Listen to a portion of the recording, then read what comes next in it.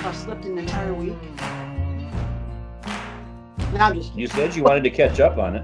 Yeah, I know, and apparently I definitely needed to. Welcome to Wrestling with Egos, where all sorts of shenanigans happen. I'm Patrick, and I'm joined each and every week by these two fine gentlemen, my two best friends in the entire world, Bryan and RJ. Gentlemen, how are we? Fantastic. So much is happening in the world of wrestling. It's hard to keep track of it all, but that's why we're here. We're a Lean Mean Wrestle Talking Machine, and we're going to do our level best. And oh my God, RJ, extreme close up. RJ, what you say? Exploding barbed wire death match. We'll get to that in just a second. So, contain yourself for just one moment, good sir. Which is why I didn't really have a very creative intro for this week, for the simple reason that we got a lot of stuff to talk about, and it's going to be real fun. So let's start with the most shocking thing of the week, and that would be Bryan. If I could, actually, the most shocking thing of the week is that I've been saying for months now, I need to get some more New Japan in my life. And last week, RJ and I, in your absence, talked about the Forbidden Door matches that we needed in our lives, that we craved. And I mentioned one. And as I'm talking about why I wanted it, RJ kind of winked at me, and he goes, "You know these two have wrestled before, right?" And the two people that I'm talking about are Hangman Adam Page and Kazuchika Okada. You watched it, didn't you? I did. Yeah. And I have some comments and I have some questions. My comments are, it is so wonderful to see somebody like Kazuchika Okada giving of himself to somebody who's not quite fully formed yet, like Hangman Adam Page at this point, because this was in 2018. This was the G1, and it was their block match because they were in the same block with each other. You can see hints of what Page is going to become in this match. You know, the hard-nosed, straight-ahead, you know, rough and ready style of wrestling. Okada allows him to have his moments over and over and over again in this match while still asserting himself as the man. But my question is, has Kazuchika Okada ever really been a heel? Because I feel like he had heel tendencies in this match. Like he was kind of being a smart aleck. He was then, for sure. His face turn kind of happened when he lost the championship to Kenny, and he started coming out not in a robe. He would come out in just a cut-off t-shirt, and he always carried balloons with him. And he was like kind of a little out of his mind, and because he had lost the championship and he didn't know what to do, he was lost. The championship is all he had known for years. And that's when he kind of started turning face. Before that, he was the Rainmaker Kazuchika Okada. I'm the man that makes it rain. I'm the reason this company makes money. The Booker Gato is my manager. Like, that's who he was. Right. And that's who he would have been then. Right. Well, also keep in mind, you know, at this point, he's also, I can't remember if he was the champ or not, but he's also in a perpetual war with Hiroshi Tanahashi, who, as we've discussed on this show, is New Japan's John Cena. I mean, uber white meat, babyface, Superman. You know, Tanahashi wins, lol, kind of thing. Yeah, pretty much. I mean, okay. He was, Tanahashi is the biggest babyface in the history of New Japan. No question about it. And Okada's in that perpetual feud with him at that time. So yeah, very much heel because, you're going against Tanahashi when Tanahashi never got Cena heat. Tanahashi has always been God. Yeah, I just felt like since, we brought it up and talked about it, and since I'm always talking about, I need to get some, I need to go into the New Japan site and actually see what's there and, kind of explore a little bit. I know when you watched it. Anyway. Yeah, it was shortly after that exchange that we had. But, just it makes me want to dive into the whole Okada arc a little bit more to understand his motivations and all that kind of stuff, because all of a sudden now there's rumors out there that he's going to be coming to American television pretty soon. Holy crap. It's all happening. It's all happening. Let's go. Right. It's happening, but we get with the forbidden door being open, we're getting more and more yes. And I want to say one thing about something that Bryan said about that match. Yeah. You mentioned that it was nice to see a guy the stature of Okada give as much as he gave to Hangman Page in that match. Yes. That's one of the things that I love the most about Kazuchika Okada is he always does that. Right. Unless he probably, what is this, like 5 matches I've seen from Okada, and every time I've watched him wrestle, it's very clear to me, like, whether it's Omega, Page, Naito, doesn't matter. He's going to give you, the respect because you're in this dance with him. Absolutely. And you only look as good as your dance partner. We've said that before too. Right. So we're back. So as we get ready to move into the first topic of the night, I'm just telling you this. #foreshadowing alert. I got a homework assignment for you guys for next week, and it may or may not involve a certain Kazuchika Okada. When we get to it, RJ, I'm gonna need your help with dates and times. Okay. I will require your assistance. What I will not require your assistance with is having to have the concept of an exploding barbed wire death match explained to me. Let me tell you a quick. He told me to Google it, and I'm going to do that at some point. There's yeah. You don't even have to use Google. Just go to YouTube and type "exploding barbed wire deathmatch," and yeah, that's what it is. Yeah.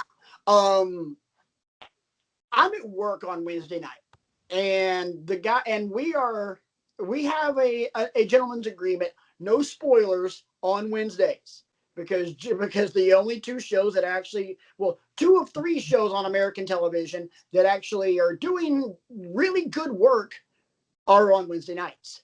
The other one being Smackdown. Impact's been good lately.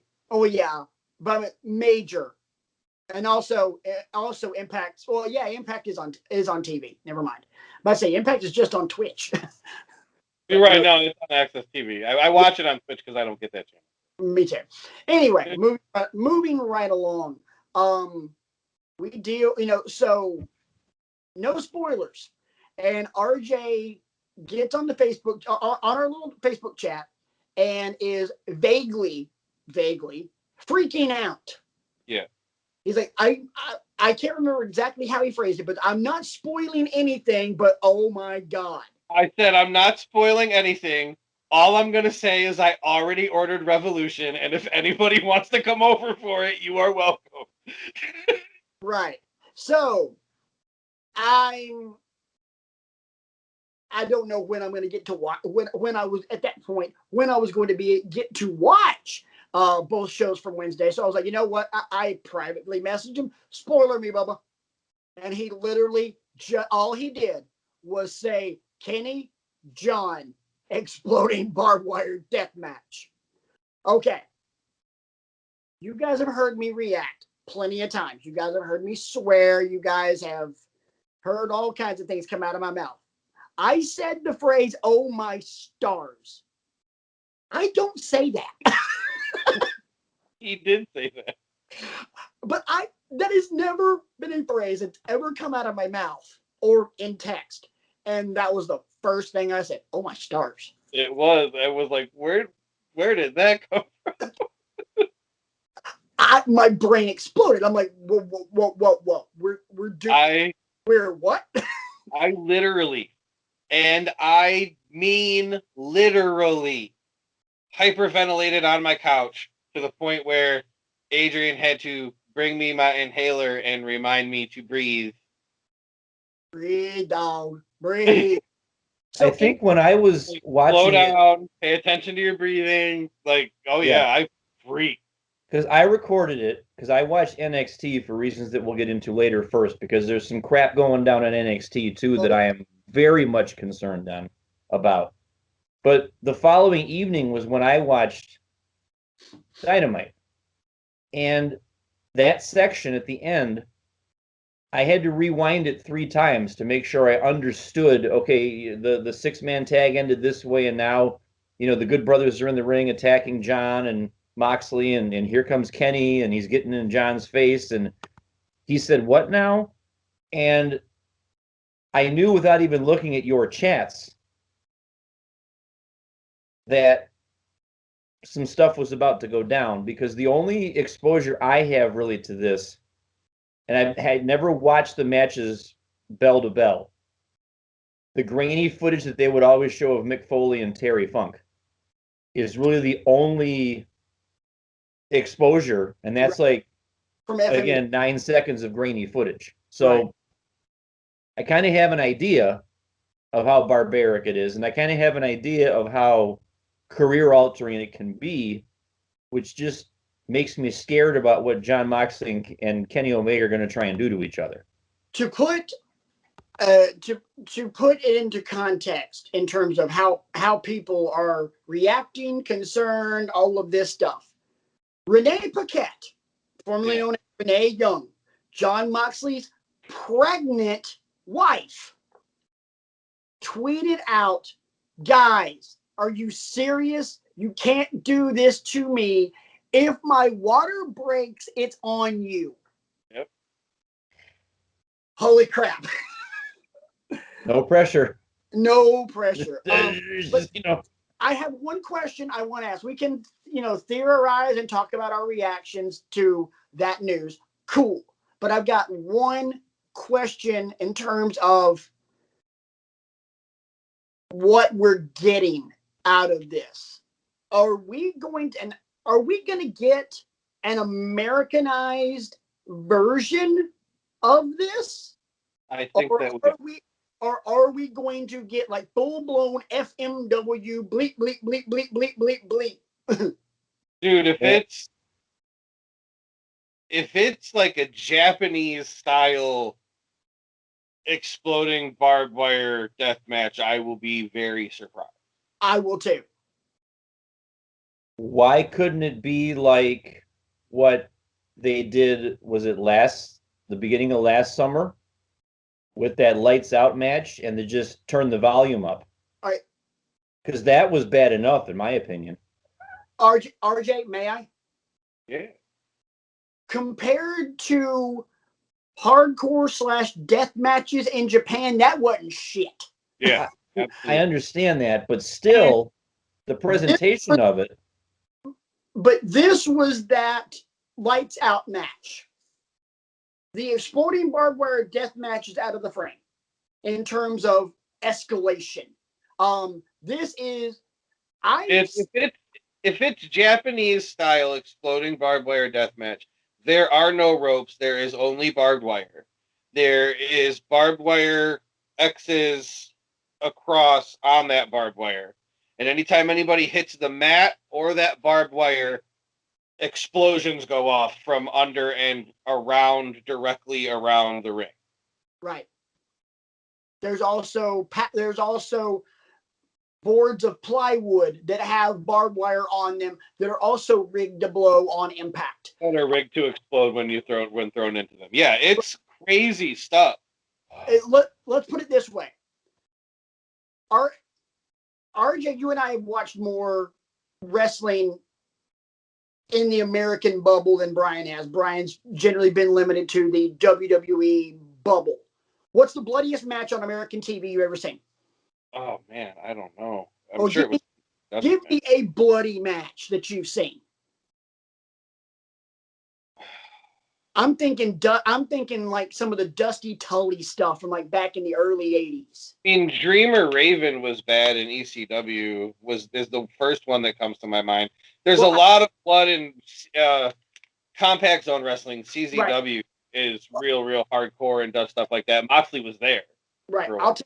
I'll take Dreamer Raven, and I'll even take Dusty and Tully from the early 80s.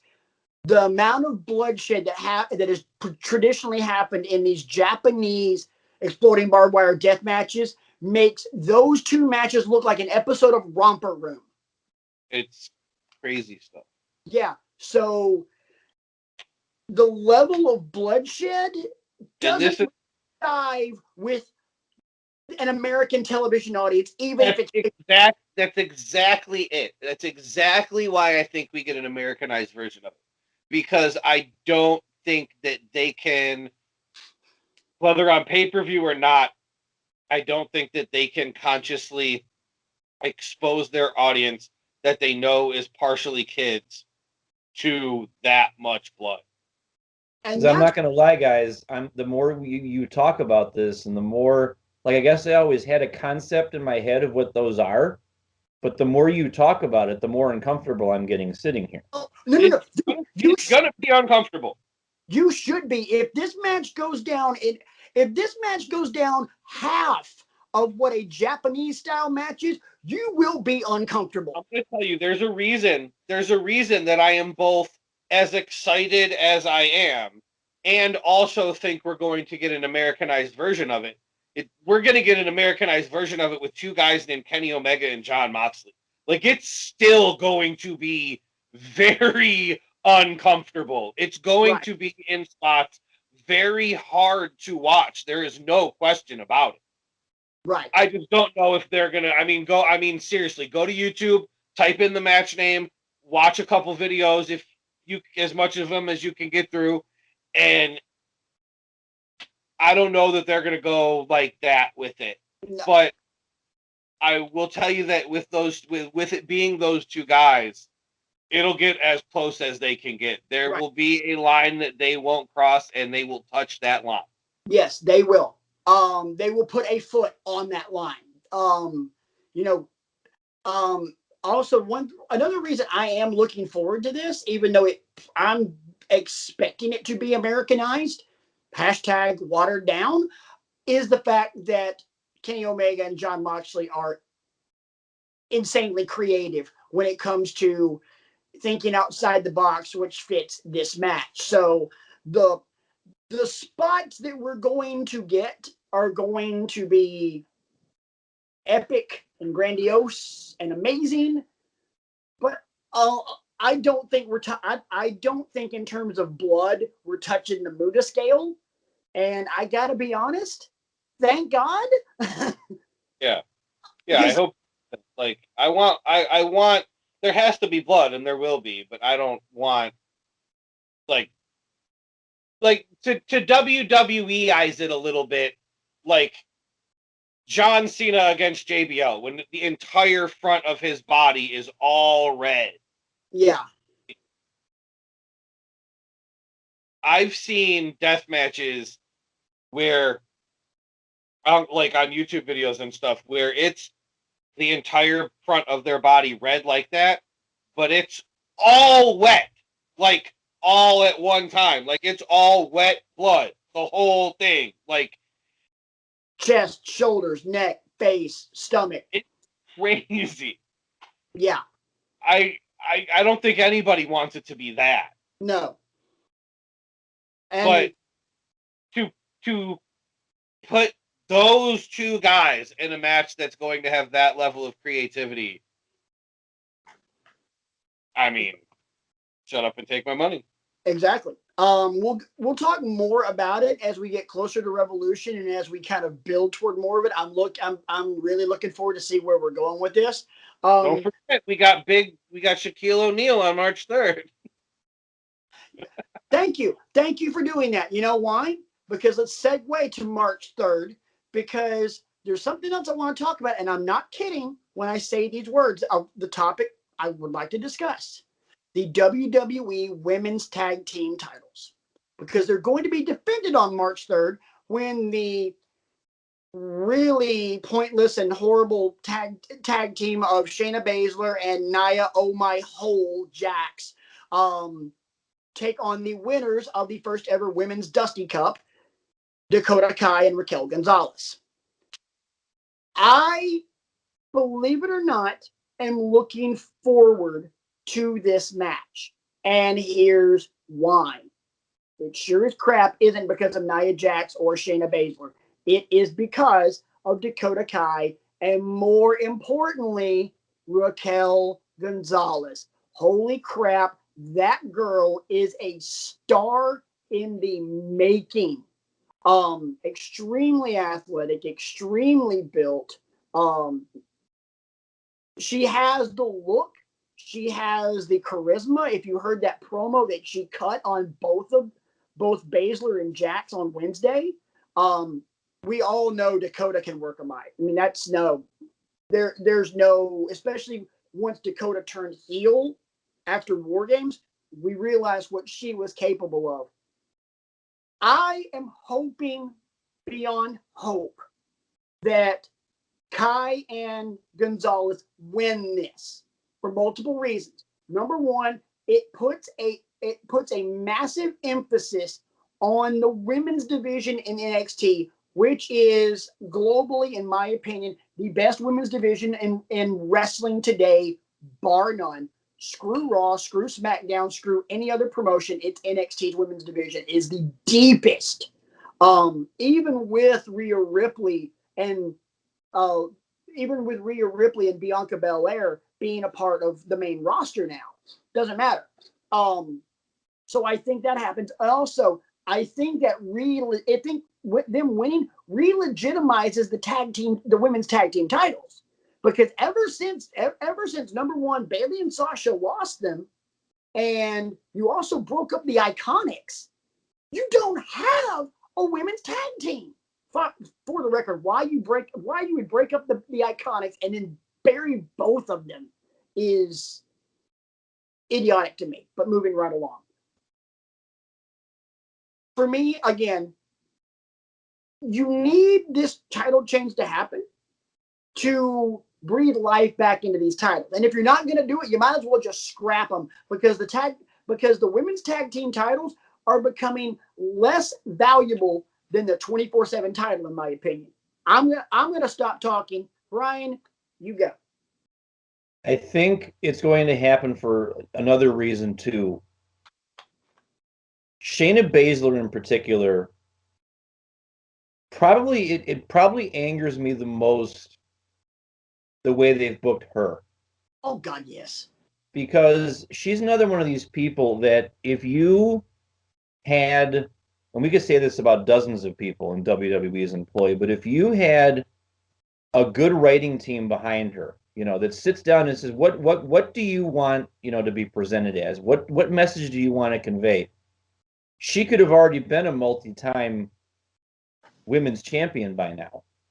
You mean what? Right. You mean a good writing team that would know what to do with her, like the guys in NXT? Exactly. And it's low-hanging fruit to make fun of Nia. And we will pick that low-hanging fruit till the cows come home. Yes, it is. But Nia is not a tag team wrestler. She barely, unfortunately, I usually don't do this. Say it. She barely qualifies as a singles wrestler. Thank you. But she's miscast in a tag team. I the jokes we want about her and stuff like that, but in my opinion, that's low-hanging fruit, and I'm done with that. But with Dakota Kai and I know you're not. I get that.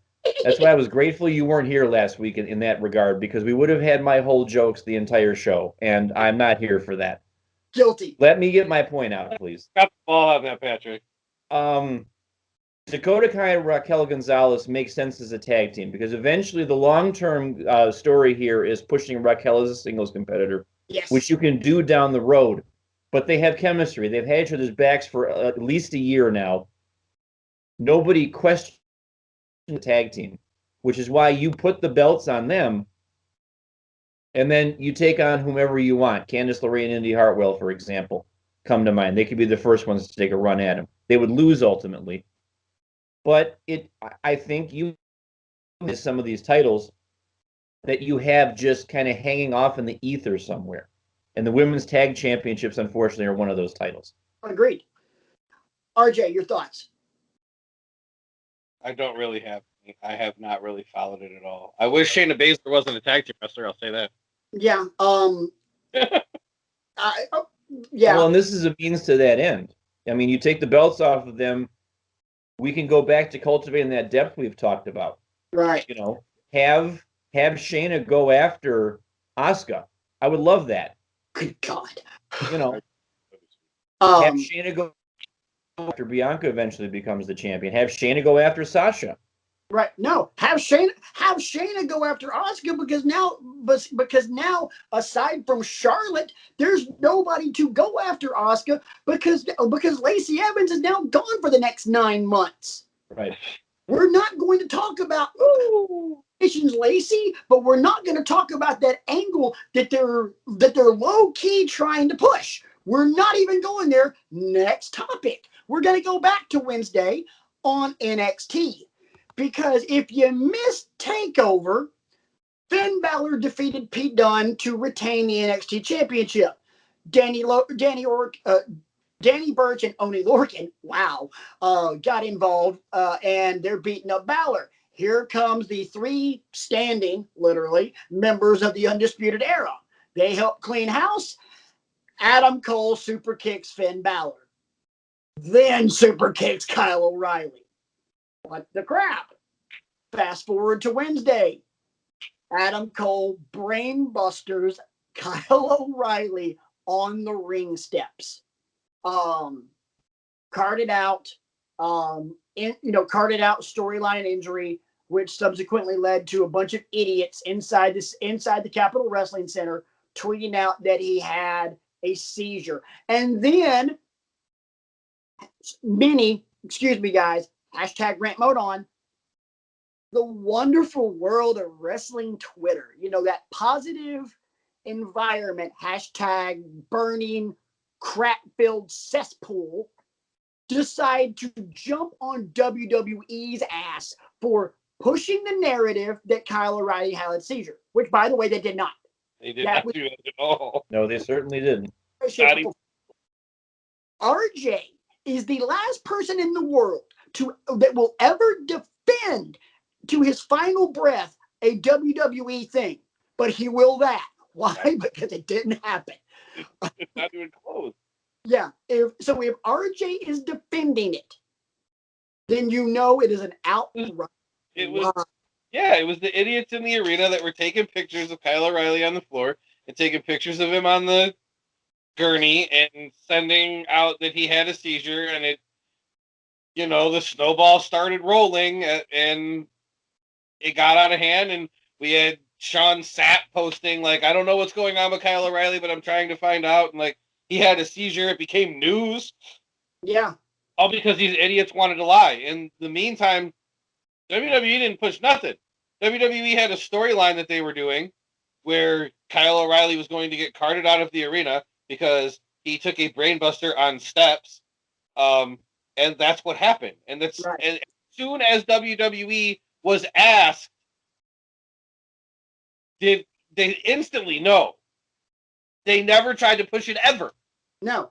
Not only that, but they also on Thursday morning had Ryan Satin, who now is working for WWE, do a online piece on it as well. Brilliant job, by the way. So rant mode off. Let's get back to this. There is now a rumor that we are not only are we going to get Finn Balor versus Adam Cole versus Kyle O'Reilly for the NXT Championship, we're going to get this match at Wrestle Freaking Mania. That'd be sick. Yes. I'm here for it. Yeah. In your opinion, RJ, I'll start with you.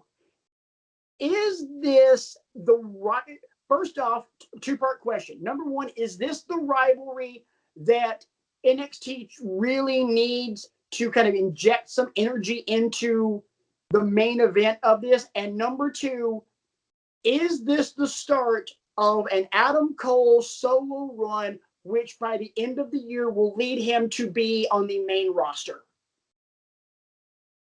Yes, I think that it is an injection that they need.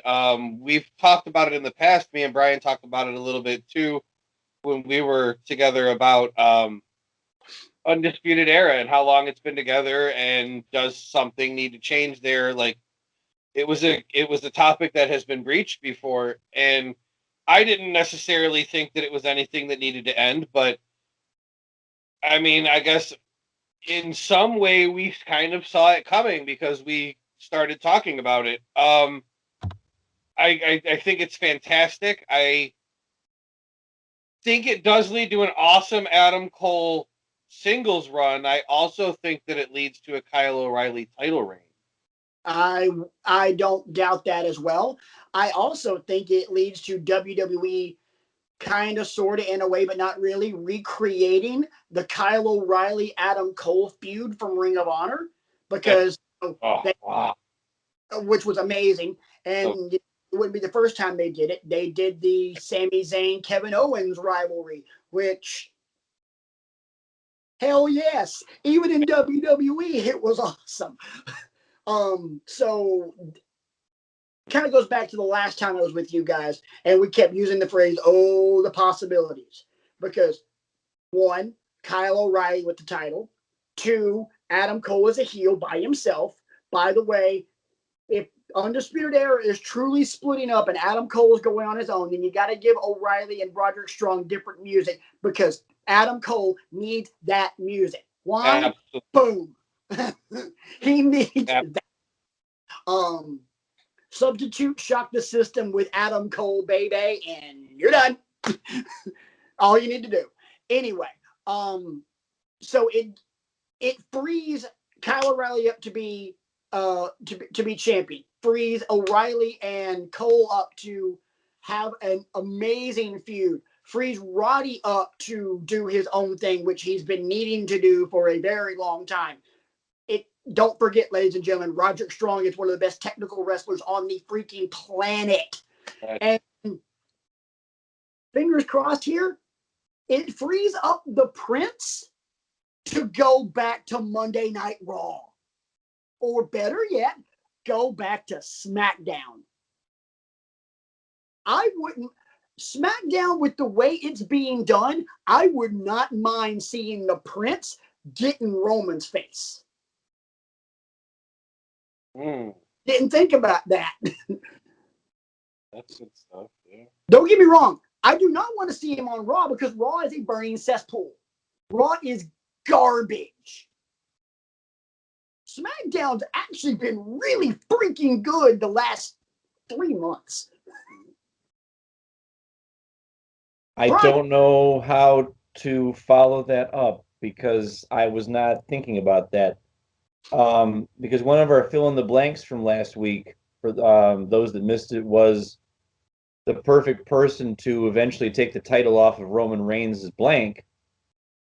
And RJ's mind immediately went to Brock Lesnar, just because, that's the easy story to tell. I postulated Adam Cole in the fall. Right. As a mega face, he gets the call up because, we've talked about, how long could Undisputed Era go? They've, as I said last week, they've carried the wagon further than anybody ever thought they would or could. And they've done a great job of getting eyes on the product, moving merchandise, having 5-star matches individually and collectively, the War Games matches and all that stuff. Maybe they finally just said, okay, we've had a great 3-year or so run. Now let's see what we can do individually. And they're obviously positioning O'Reilly to be that next breakout star that spins out the way Orton and Batista spun out of Evolution and any other factions you want to talk about. Another reason I think they're splitting up the era is I haven't read anything. I don't know any rumors, but over the last 2 years, Bobby Fish has missed a lot of time due to injury, and yes. Bobby Fish is the oldest guy in that entire faction. He's the only guy over 40. Bobby Fish might be, with all of his injuries, his career might be coming to an abrupt end.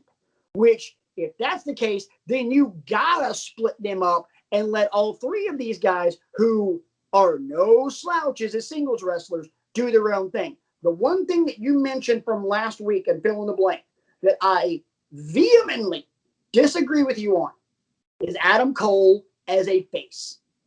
Nope. Adam Cole has to be a heel, just like Adam Cole has to be a heel, just like JBL had to be a heel. You cannot turn that guy face. Adam Cole's cool. You can kind of get away with it, but Adam Cole is a heel. Adam Cole is a heel. Roman Reigns is a heel. It just works better. Works infinitely better. So Kyle, in my opinion, Kyle O'Reilly as the new torchbearer for NXT. Maybe because Karrion Kross, in my opinion, is going to be gone inside of 6 months from NXT. Worst case scenario, 6 months. He's getting fast tracked, in my opinion, which is why he's dealing with Santos Escobar right now and not the NXT title.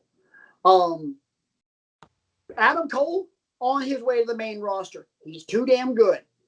Balor rehabilitated everything with this. I mean, and I guess that's what the part that I forgot was that I just thought Balor would be content to stay in NXT. I just think he's, but I didn't realize that eventually the end game is to get back and wreck some stuff again. I don't know if that was the end game, but listening to the Corey Graves' After the Bell podcast earlier this week. This week the conversation is with Finn Balor. Finn made the statement that he was only expecting his return to NXT to be about 2 or 3 months. Reboot Finn Balor, repackage him, and then back to the main roster. So, in my opinion, okay, he expected it to be 2 or 3 months. It's still going to happen at some point. They just realized they had a lot of money in this. So, and also there's another show that is drawing ratings on Wednesday nights as well. So he stayed a little bit longer, but clock's ticking. It's a matter of time before he's back on the main roster, and the perfect landing spot for him is SmackDown, because even though the Prince has heel tendencies, the Prince is a face. The Prince is a cool, badass face who could literally walk into the ring, leather jacket, jeans, and t-shirt, and get in Roman's face. And it's believable. Yeah, that would work. Swagger that the Prince has. The Demon didn't have that. The Demon had a cool entrance and everything else, but the Demon and Finn Balor weren't necessarily badass believable. This Finn Balor is. This Finn Balor is no pushover. Nope. And I personally, if I'm booking it, that's what I'm doing. So, we got anything else on this topic? Are we ready to move on to this to tomorrow night's pay-per-view? I will mention one thing each on the 2 members of Undisputed Era that don't look to be being shoved into this main event NXT title situation. Bobby Fish is going to make one hell of a backstage agent. And as far as Roderick Strong, you mentioned that he's one of the best technical wrestlers in the world. I absolutely 100% agree with that statement. However, him being added to Undisputed Era was the best thing that ever happened to him in NXT, because the man's personality when he is by himself does not exist. No. True. He needs somebody else to play off of, to have any sort of personality at all. It was that way in Ring of Honor. You could get away with it a little more in Ring of Honor because Ring of Honor was more about, if you're the best wrestler, we'll put the championship on you. And that's going to sell tickets because people want to see really good technical wrestling here. Right. And it worked. That's not the case on national television under the WWE umbrella. You can't be bland. You can't just be a good wrestler. Daniel Bryan was just a good wrestler when he first came on the WWE roster. He had to become more than that. Cesaro. Absolutely. You can't be just a good wrestler. And I fear that Roderick Strong, if somebody doesn't find something and throw it to him and he makes it work, he's going to go right back to what he was before the Undisputed Era, a ship with nowhere to go, lost. Yeah, dead in the wind. Yeah. And I agree with you on that. I mean, he's got the personality of Lance Storm. And I mean, you have to find somebody to put him in a tag team with that works now. Right. Now. Right. So let's go ahead and move into the Elimination Chamber. Me being completely honest, I feel very underwhelmed by this card. I feel very underwhelmed by the Raw Championship match with Drew and Sheamus and It's Drew McIntyre as your champion versus Sheamus versus Randy Orton versus AJ Styles versus Kofi Kingston versus Jeff Hardy. I know. Cool. All of those guys are in the ring. Jeff Hardy will do something crazy. They'll probably get the big dude that, AJ's heater. I can't remember his name. Almost. Almost, yeah. Sounds like the name of a sound system. Almost by Toshiba. Sorry. They'll find a way to get him involved.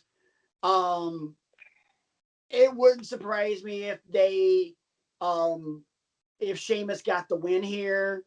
But at the same time, it wouldn't surprise me if Drew won. I hope, to be completely honest, Sheamus gets the win here because now you have the easy slam dunk of Drew and Sheamus for the title at WrestleMania. Otherwise, what the crap do you do with Drew at WrestleMania? Stole one of my predictions, you son of a bitch. My bad. No. I mean, as an outsider looking in, as somebody who does not and hasn't followed the storylines at all leading up to that becoming the match, you read me that list of names, those are all very entertaining guys, but it telegraphs Drew McIntyre winning. Yeah. Yeah, that's why what we keep going back and forth with. Any predictions I have read, it's 50-50 between Sheamus scoring a win somehow and giving it back at WrestleMania or McIntyre retaining, and then what do you do with him at WrestleMania? I mean, right. I could see them taking the belt off McIntyre and giving it back to him at WrestleMania so that he's able to have his WrestleMania championship winning moment in front of fans like it should have been last year. Right. But it's just, man. But, right. And there's another piece of low-hanging fruit that I think we're all here for in this match. You know that somebody is going to make his presence felt in the presence of one Randall Keith Orton. Oh, yeah. The Fiend. Yes. He's going to show. He's going to be, or his presence will be felt. He will be the reason that Randy gets eliminated. You can kind of see this one coming a mile away, especially with Alexa Bliss sitting in the middle of a freaking pentagram on Monday night. What the crap? And then going all Truman Show on all the Thunderdome screens. Oh, I know, right? That's the only thing they're getting right with Raw. But again, we can see this one coming a mile away. The only way they surprise us is literally going in the exact opposite direction, which they're not going to do because they're not that smart. Now, the Smackdown Chamber match, on the other hand, I'm going to beat you to the punch on this because I don't have a prediction, sir. In the Smackdown Chamber, it's for the right to face Roman Reigns later in the evening. No, not later in the evening. Oh, right afterwards. Immediately after. Yes. You have Jey Uso. Time out. How did Roman get that? Oh, it was brilliant. Paul Heyman. It was brilliant how they did it. So brilliant. Roman Reigns is such an idiot. Not an idiot, such a dick, I guess. And amazing.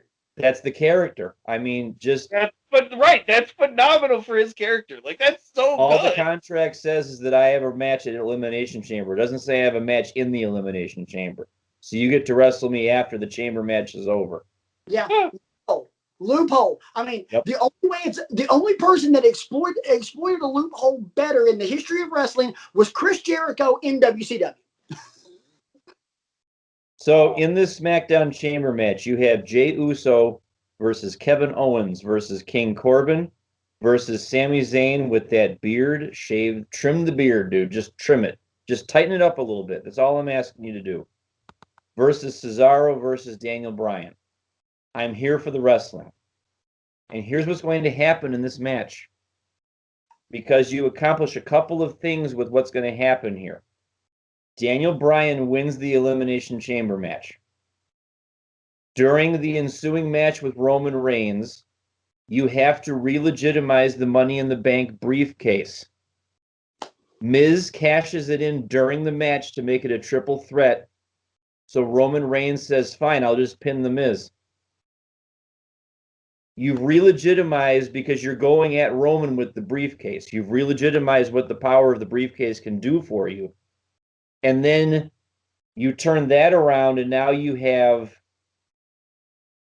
Daniel Bryan versus Roman at Mania. Because Bryan can argue, I slogged through this Elimination Chamber match, and I didn't even get involved in the pinfall. And then you have Edge versus, maybe Edge gets involved in a triple threat somehow, because he's still got to make his decision. That's what I was just, you said Roman Reigns versus Daniel Bryan at WrestleMania, and we've said Sheamus versus Drew McIntyre, and Finn Balor versus Adam Cole and Kyle O'Reilly, but Edge won the Royal Rumble. Yes. Right. See, here's what I think is going to happen. I think Daniel Bryan wins. I think it's straight up Roman and Daniel Bryan, and Roman wins.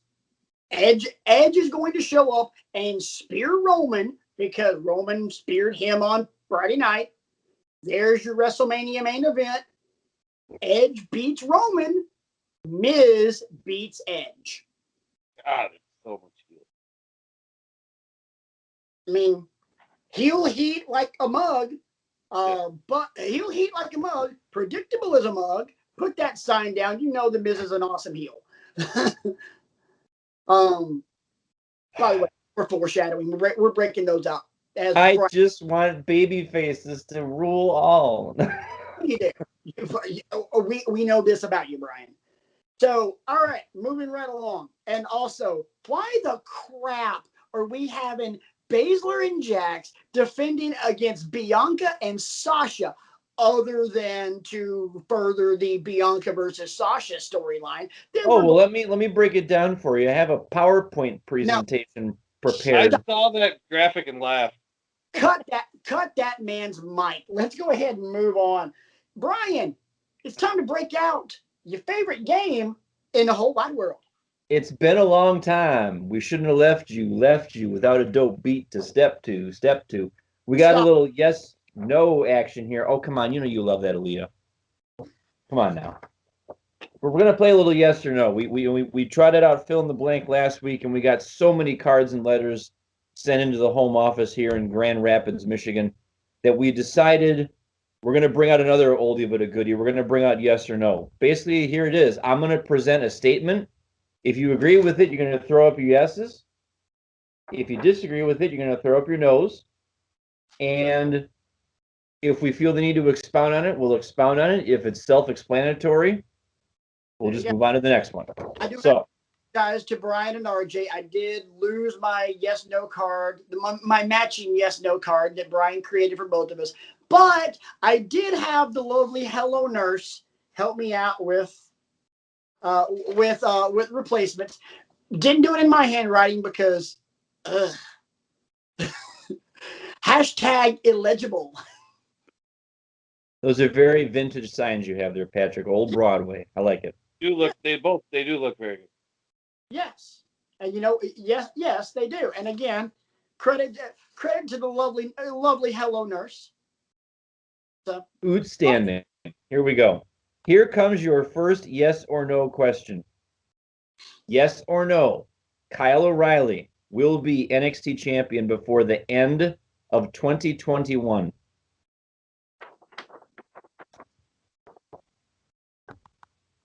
A layup to start the game off. I like that. I wish I had a sign that said freaking duh. I mean, it's patently obvious that that's what they're setting him up. Will it be a long one? Who knows? Because who knows who else is going to be like, chomping at the bit. I mean, you would think that Adam Cole and him might play hot potato with it for a while. I mean, giving it back and forth to each other to legitimize the heel run of Cole and the face turn for O'Reilly, but that one seems pretty obvious. Right. Your next question. RJ's going to love this one.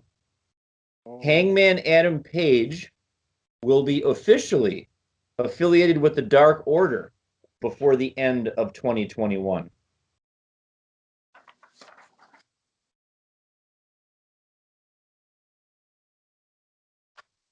I think that Hangman Adam Page will be affiliated with the Dark Order by the end of the month.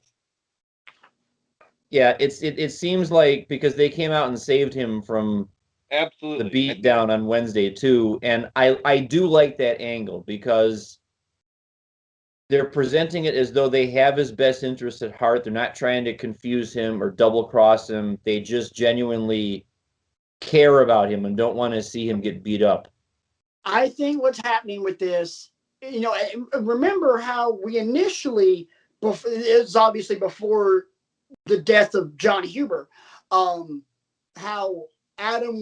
my theory was Adam would join the Dark Order, go to a very, very dark place, and then his redemption angle would begin, which would culminate with him beating Kenny for the AEW World Championship. Forget the dark place. It's the Dark Order, who are now baby faces, unfortunately, because of John Huber's passing. They become sympathetic baby faces, but you're also letting John Silver pretty much drive the ship and his comedy, and he's just a freaking gold. I'm here for it. Absolutely, yeah. Because of that, they become faces. I think I might have called Adam Cole by accident. Oops. Hangman joins up with Jim Ross called Kenny Omega WWE champion Kenny Omega. He really is. I want all of the championships. So bring them to me. Yeah, Hangman joining Dark Order at this point now begins that, okay, these guys have my back. Hangman kind of becomes the unofficial leader of the Dark Order, because there's not going to be a leader of the Dark Order, because as every one of them has said, from Anna Jay to John Silver to Reynolds to Uno to Stu Grayson, they're a family. Right. So add him, and all of the guys in the Dark Order, their dorkiness revolves around almost like a hero worship of Hangman. I love it. I'm here for that. I think it's great, and this will, my opinion, will catapult Hangman to taking the AEW Championship off of Kenny Omega. Can we move on to something that doesn't have Patrick consistently saying Kenny Omega's going to lose the AEW Championship? Yes, I have another one here for you. I have a couple more. Roman Reigns versus Daniel Bryan will be one of the main events of WrestleMania 37. We're all in lockstep tonight, boys. To put a spin on this answer and a Daniel Bryan spin on this answer, hell no. All right. Whichever championship match Edge decides to participate in at WrestleMania 37 will be a triple threat match.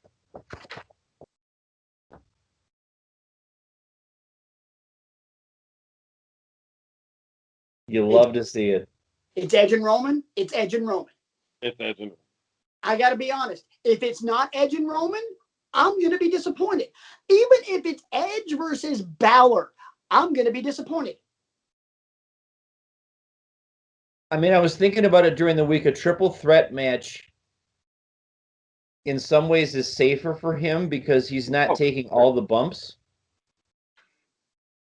You know, I'm still in the back of my mind, I'm still kind of worried about, you know, and maybe I shouldn't be because, you know, and this was what we talked about last week too, you know, who, if he were going to challenge for the NXT championship, who would give him a safer match?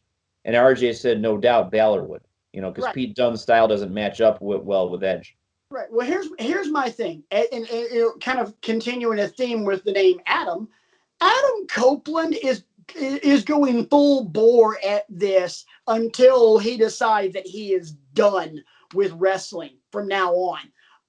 So, in my opinion, I don't think he would settle for a triple threat match because he wants to prove not only to himself but to fans, to doubters that think he shouldn't be doing this. Hashtag what culture. Hashtag wrestling Twitter. I know. He basically wants to shove a middle finger in everybody's face and going, nope, I can do this. Proof positive. It's going to be Edge and Roman.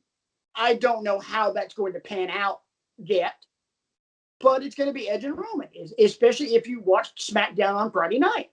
They're telegraphing it. Thank you, by the way.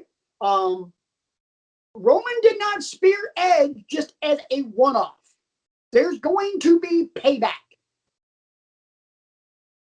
And the final yes/no question of the evening.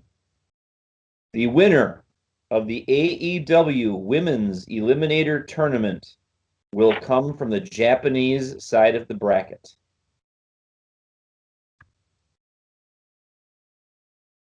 Who, Brian?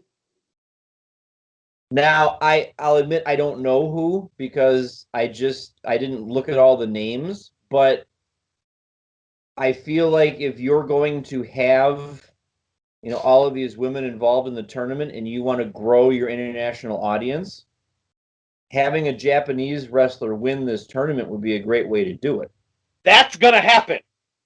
They're going to have to, I mean, now they're going to have to go through somebody top notch. I mean, I hope friend of the show, Thunder Rosa, makes it all the way to the end from the American side. But unless the returning Riho is. Yes, a Japanese woman is winning this tournament, but it is not a Japanese woman that is on the Japanese side of the bracket. It is Riho, it is Riho, it is Riho, it is Riho, it is Riho. This tournament is happening to elevate Riho back to the title after being off TV for 11 months. That's what is happening. I never looked at it like that. I was so happy to see her back. I'm looking at it one of two ways. One, exactly word for word what RJ just said. Two, this is the anointing of Britt Baker. Or it's yeah. Who, let's face it, despite what, you know, some folks say about her and stuff like that, and despite her allegiances and stuff, she has been working her tail off. Yeah. To get better in the ring, to get better on the mic, to get a better presentation, all of the things that we would want any wrestler, regardless of company, gender, whatever, to do to get better. She's 50 times the wrestler she was last year. I'm sorry, RJ, I was talking over you. No, it's you go ahead. It's great. It was probably for the best because he was making a very dated football reference. It's not dated at all. Is the season over? Yes, it is. It's baseball season. It's baseball season. Pitchers and catchers have already reported. Let's move on. Baseball season. Son, it is always football season. Stop it. Are they playing? Okay, well, before oh boy, before the two of you rip each other's throats out, I need the class to take out their homework assignments. Before we do that, because we're going to end, I would like to go ahead and get next week's out of the way. Okay. Oh, let me pull up my phone so I can make sure I got the date for you. All right, yeah, I'm going to need your help on this one. I need, and honestly, I'm going to give you the people involved. I just need you to find me the best match. And it's probably not going to be hard. Kazuchika Okada versus Hiroshi Tanahashi. RJ's got 19 matches in his head already. Come on now. Oh, I know this. And there's a ton of this match. But and I think it's the one that I would probably go with. Is it 10 or was it no? It wasn't 11. It had to have been 10.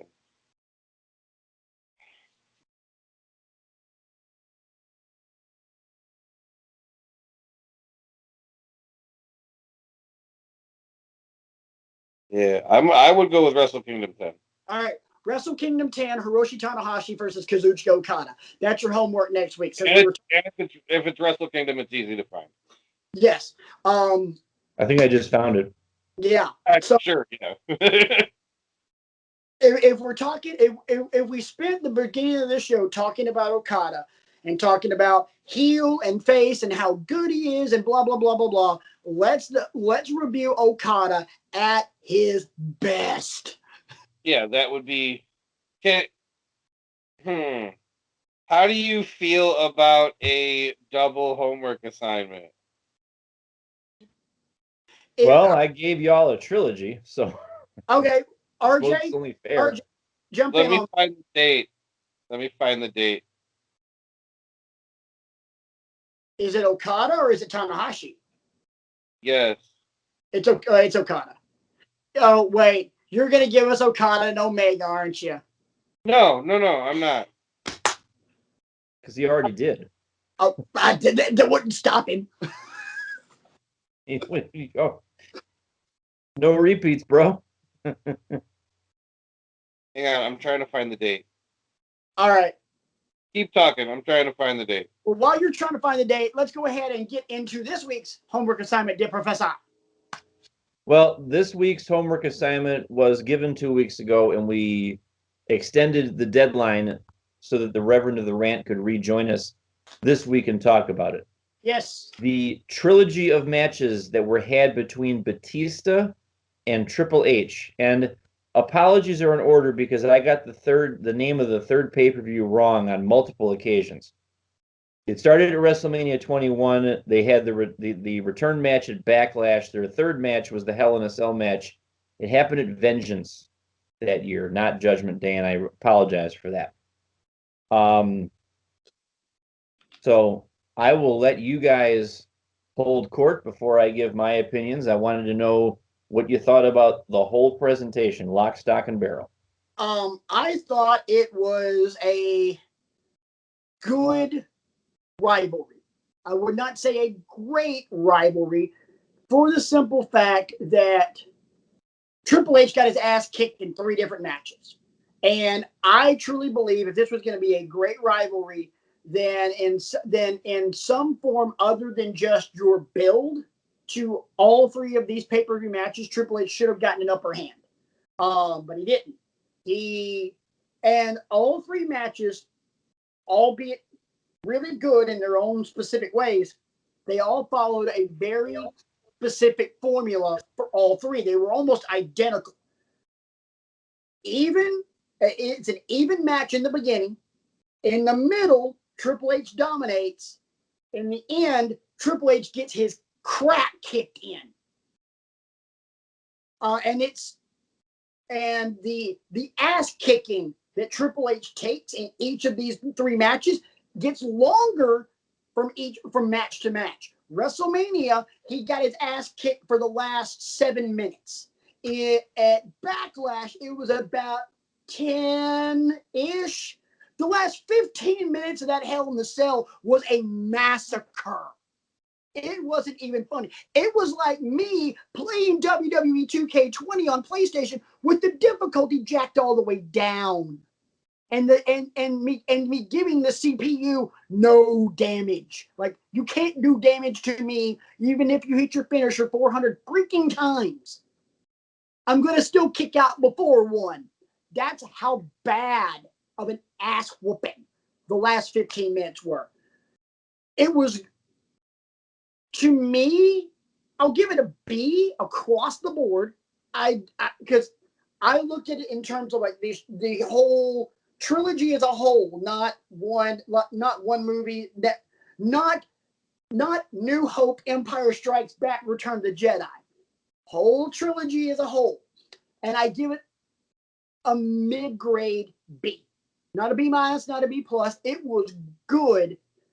But in terms of anointing a new superstar, A plus, because they knocked the growth of Batista and legitimizing Batista as this is your new guy.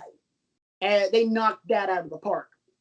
It also disappointed me that it took them that long with Batista as your champion to finally put that theme music on him.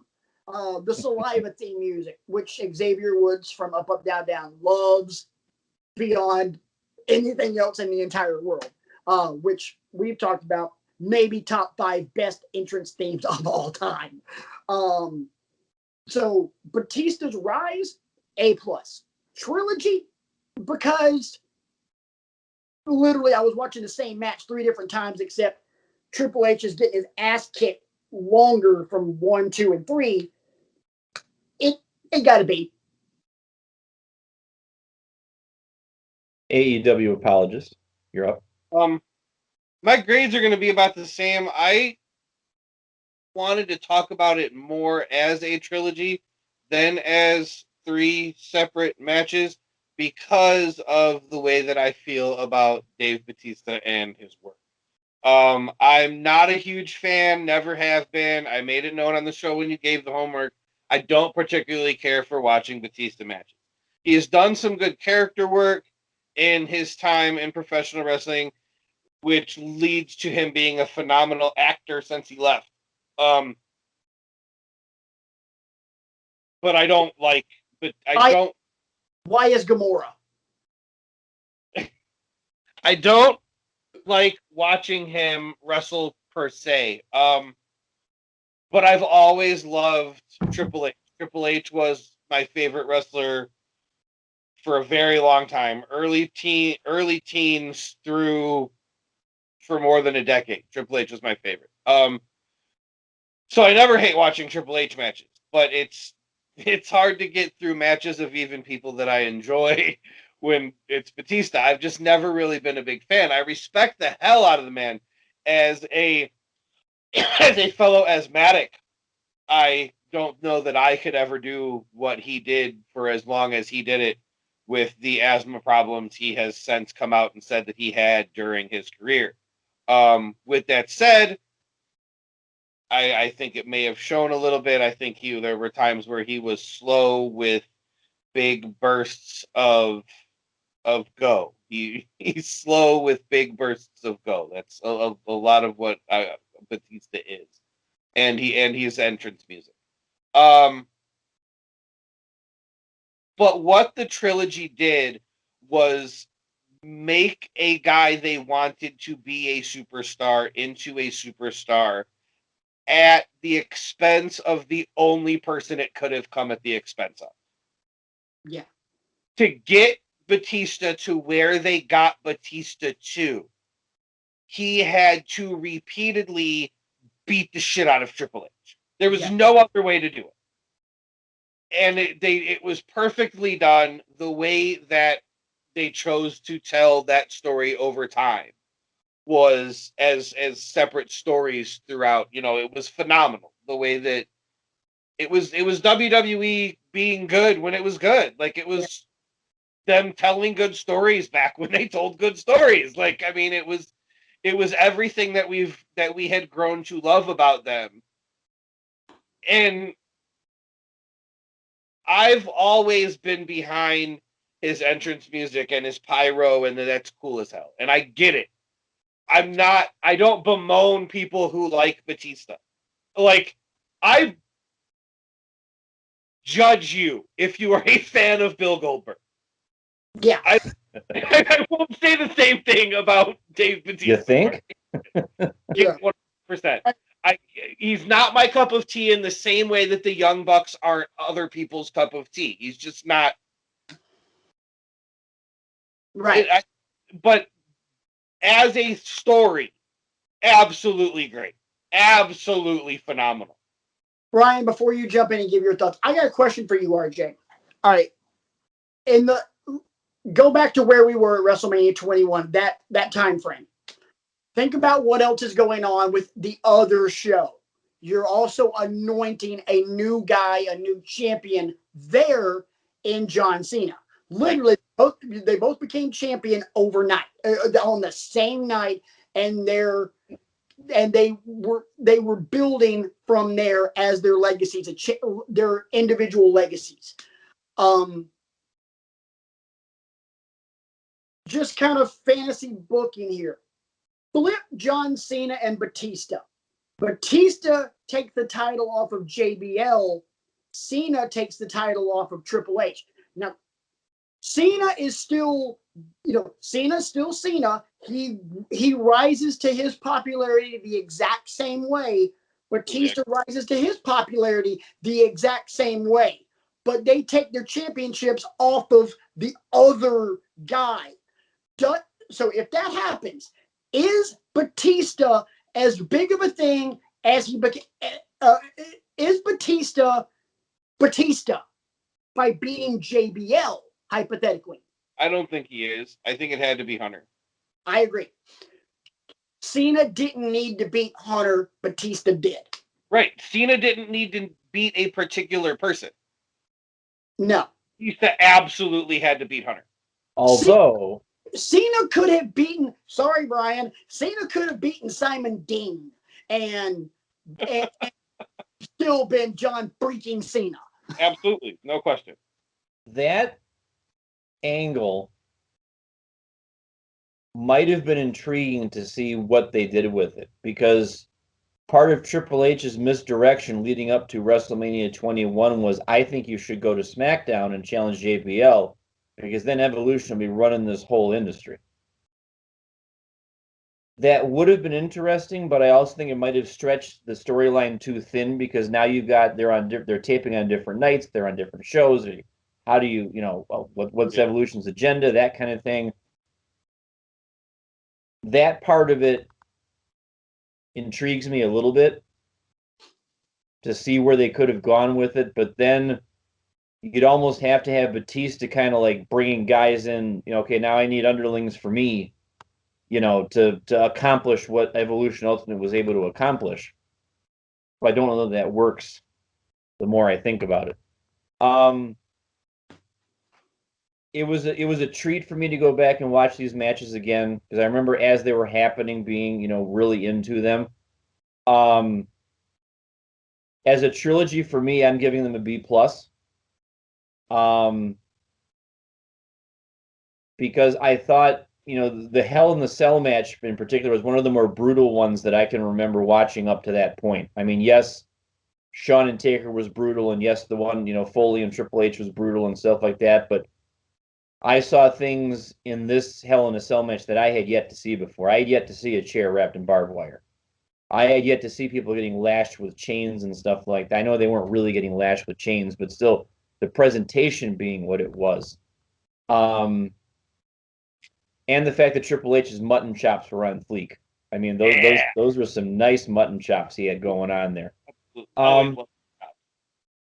I wonder if we could have done with a little less Ric Flair involvement. I know that's why he was out there, to get involved and to choke Batista with the jacket and to grab the leg when he's trying to go off the ropes. I get that that's the function he served, but maybe a little bit less of him as time went on would have served the trilogy better, because part of your formula, Patrick, that you left out was Flair involvement in the middle of the match, and then him getting admonished by the referee or getting tossed away from ringside or whatever the case may be. But in terms of what you both said about the point of this whole thing was to elevate Batista to that main event level, mission accomplished. Right. So I think it was a great, run of matches, and you got Motorhead playing Triple H to the ring in WrestleMania too, so that was pretty cool. Yeah, you can't beat that. Real quick, and we'll kind of wrap it up. Speaking of Flair's involvement, Flair was Triple H's heater. Granted, Yes. Triple H didn't necessarily need a heater, but he had one, and it just happened to be Ric Flair, and it freaking worked.